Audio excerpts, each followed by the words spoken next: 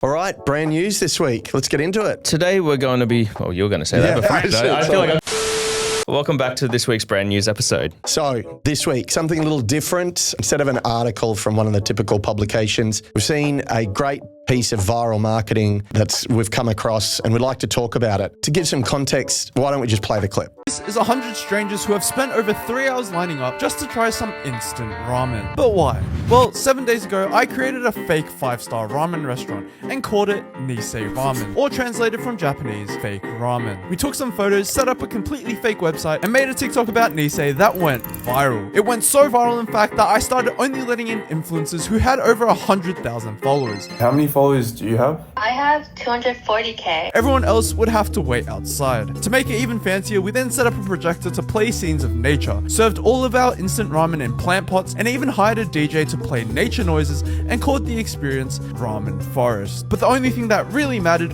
was if people believed it was real. Be next to the chef. The chef needs to make me another bowl. Tastes like very nice and home. Would you guys come back? Yeah. Absolutely. Beautiful. How much would you pay for a bowl? What? This guy did this without even having a business. He's just a digital creator. So what's he done here, James? I mean, I only just watched this a few seconds ago, but I understand that he's created a viral piece of content, which has then generated a whole bunch of buzz that's then led to a whole bunch of people lining up to a restaurant that doesn't even exist. Yeah. So, man, I would love to hire that guy. Yeah, I know.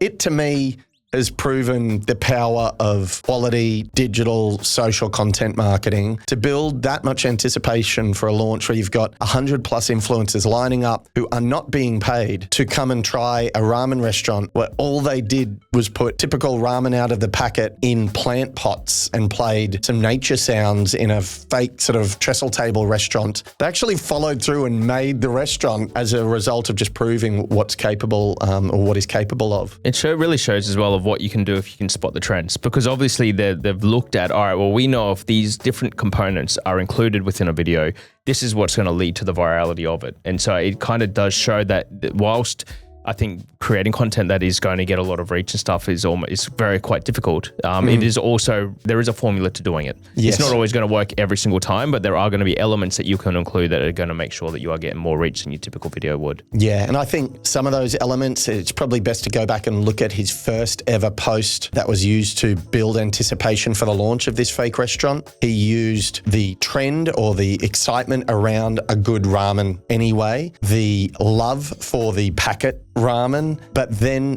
built a video that elevated that made it seem like this is what you know and love, but it's elevated and it will be in demand, and you've got to be a first mover on this if you want to come and experience it. So added urgency within the mix as well, trying to get people in there. Yeah, to get there before launch.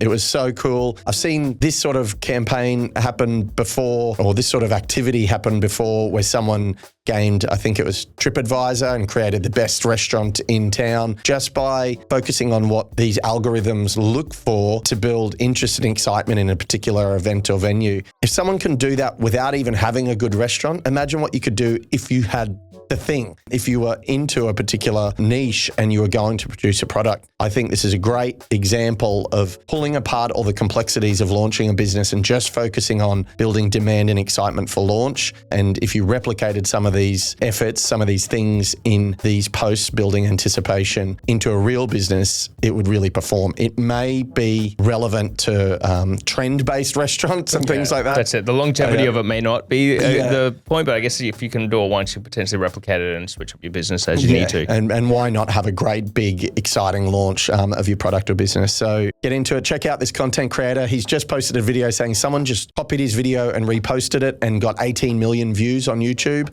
after just copying that video about opening the ramen store. So he's going places in the content realm anyway. Great. All right. Well, good ideas for new content creation. Yeah. Thanks. That's brand news this week. We'll see you next week. Thanks for listening.